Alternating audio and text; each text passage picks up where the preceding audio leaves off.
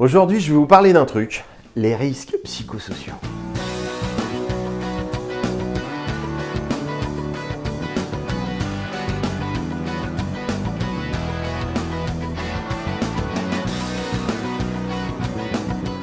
En gros, c'est l'ensemble des éléments qui seraient susceptibles de porter atteinte à l'intégrité physique et mentale des salariés. Et à votre avis, pourquoi ça concerne les entreprises ?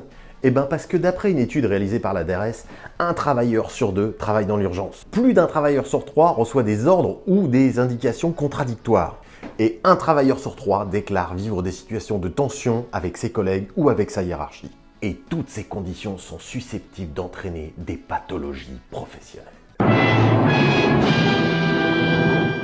Cela peut provoquer des dépressions, des maladies psychosomatiques, des problèmes de sommeil, favoriser les troubles musculo-squelettiques, les maladies cardiovasculaires, voire entraîner des accidents de travail. Et tout ça, ça débouche sur quoi ? Des tensions, des conflits, du mal-être, de l'absentéisme, de la baisse de motivation et de productivité. Ça fait beaucoup, non ? Donc ça mérite de mettre un neurone ou deux sur le sujet. Et oui, parce qu'il y a quelques enjeux tout de même. Alors déjà, il y a un enjeu légal, avec l'obligation générale de sécurité qui incombe à l'employeur. De quoi ça parle ? Il s'agit de l'article L 4121.1 du Code du travail.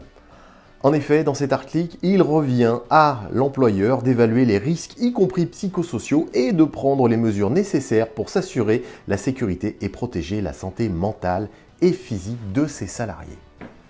Du coup, si vous ne faites rien, vous allez avoir des problèmes. Vous pourriez par exemple être poursuivi par un de vos salariés au prud'homme. Et là, c'est du pénal. Et là, c'est des sanctions comme des peines de prison qui te laissent le temps de changer de coupe de cheveux ou des amendes qui coûtent le prix d'une bagnole. Maintenant, il n'y a pas que des aspects négatifs. Si on voit le côté positif, on peut aussi améliorer la productivité en entreprise. Savez-vous que d'après une étude menée par Harvard et le MIT, être heureux au travail rend 31% plus productif ? Donc si je compte bien, ça veut dire que 3 salariés démotivés, il m'en manque un. Vous n'avez pas vu Elodie ? Elodie, une petite brune ? Non ? Et il vous reste pas 7% d'Elodie ? Et c'est pas tout, les salariés plus heureux sont également 2 fois moins malades, 6 fois moins absents, 9 fois plus loyaux et 50% plus créatifs. Mais c'est pas le tout, parce que j'ai gardé le meilleur pour la fin. D'après une étude Malakoff-Médéric sur la qualité de vie au travail, les 3 premières attentes des salariés sont tadam, l'ambiance et la relation avec les collègues, la reconnaissance au travail et la rémunération globale. Ça peut peut-être faire gagner des places dans le palmarès Great Place to Work. Voilà, j'espère que l'ensemble de ces éléments vous aura permis de prendre conscience des enjeux qu'il y a autour des RPS. Maintenant, j'ai quelques bonnes nouvelles, c'est qu'il y a des solutions. Telles que repenser les espaces de travail, travailler aussi sur le développement individuel, soit par la formation, soit par le coaching. Éviter que les conflits ne s'enveniment en faisant appel à des médiateurs quand il est encore temps. Bien entendu, aussi organiser des réunions de travail pour les impliquer dans la stratégie de vos entreprises, notamment avec des séquences de co-développement.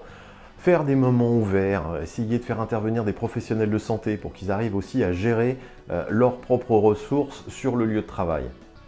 La liste n'est pas exhaustive, bien entendu, mais déjà si vous mettez ça en place, ça sera pas mal. Si cette vidéo vous a plu ou que vous souhaitez un audit personnalisé, je vous invite à nous joindre aux coordonnées qui s'affichent ici. Les solutions existent, alors appelez-nous.